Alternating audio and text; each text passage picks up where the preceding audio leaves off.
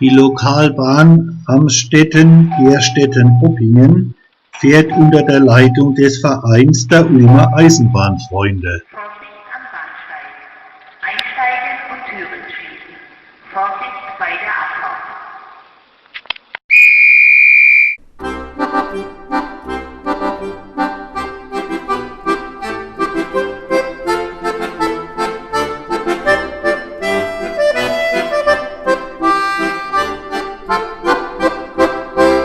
Die 1000 mm Schmalspurstrecke wurde 1906 eröffnet, der reguläre Zugverkehr aber bereits 1996 eingestellt.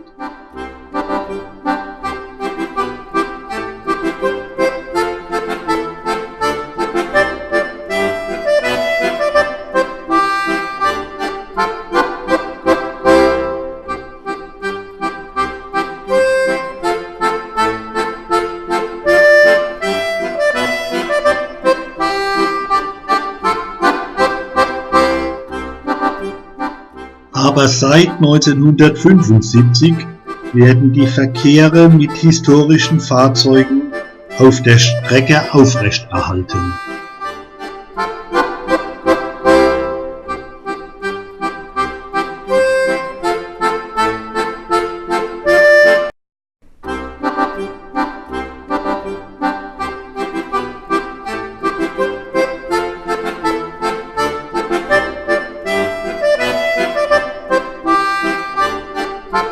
Der Verein und seine aktiven Mitglieder betreuen 2 Dampflokomotiven, mehrere Dieselfahrzeuge und restaurieren viele historische Personen- und Güterwagen.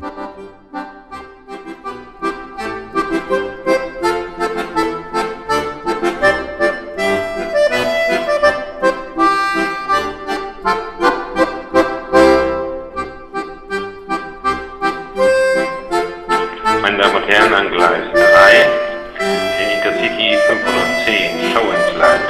Planmäßige Abfahrtszeit 16:50 Uhr und hier voraussichtlich 15 Minuten später eintreffen.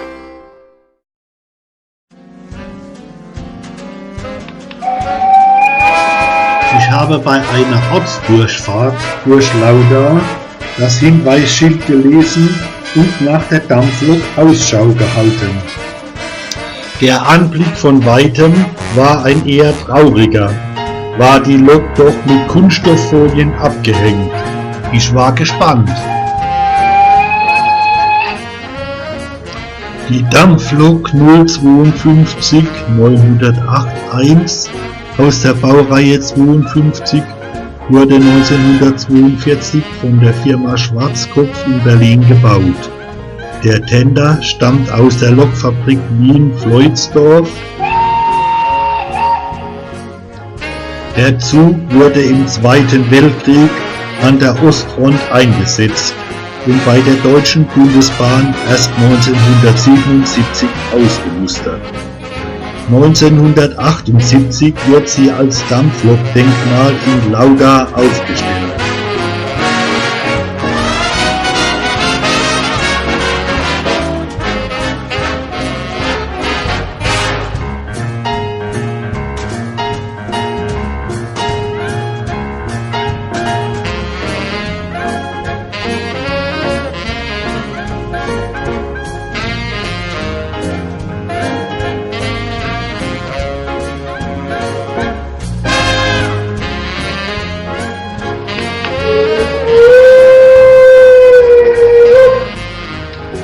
Im Jahr 2004 hat man das Denkmal mit großem finanziellen Aufwand überdacht.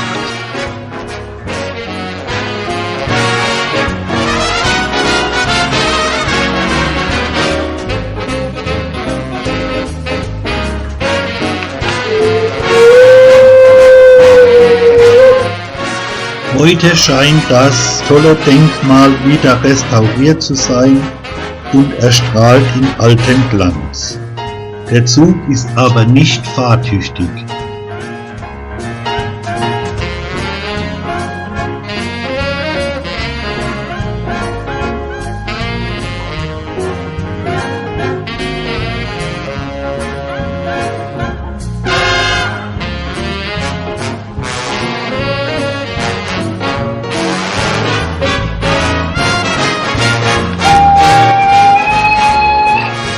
Dampflokdenkmal ist heute eines der Wahrzeichen der Stadt Lauda und erinnert daran, dass zu Zeiten der Dampfloks Lauda eine Eisenbahnerstadt war.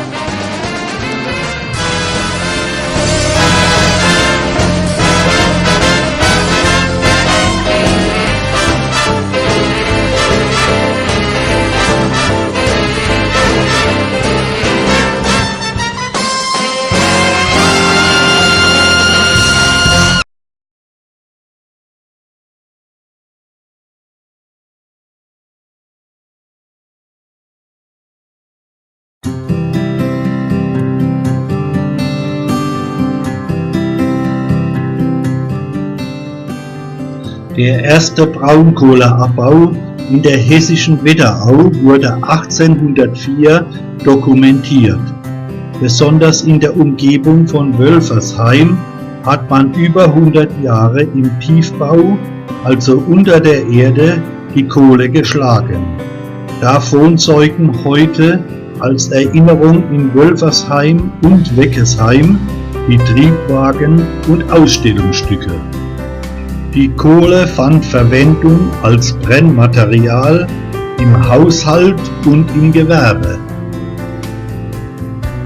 Von 1929 bis 1954, vorwiegend in den Weltkriegsjahren, wurde die Braunkohle zur Stromerzeugung in einem Schwerkraftwerk und zur Gewinnung von Benzin, Heizöl und Schwerteer zum Straßenbau gebraucht.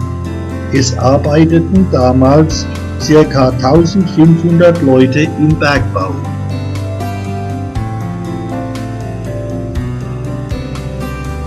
Ab dem Jahre 1954 wurde der Abraum in einem Blockkraftwerk nur noch zur Stromerzeugung genutzt. Die Tiefgruben werden geschlossen. Das Streckennetz des Braunkohleabbaus war 23 Kilometer lang.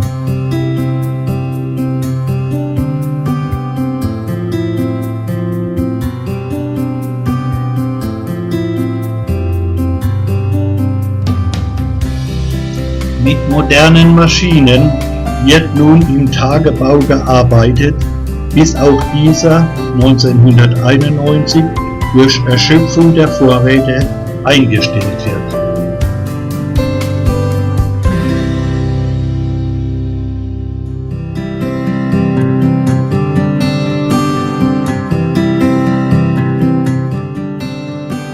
Diese elektrischen Loks wurden nach 1954 eingeführt und entsprachen dem neuesten Stand der Technik.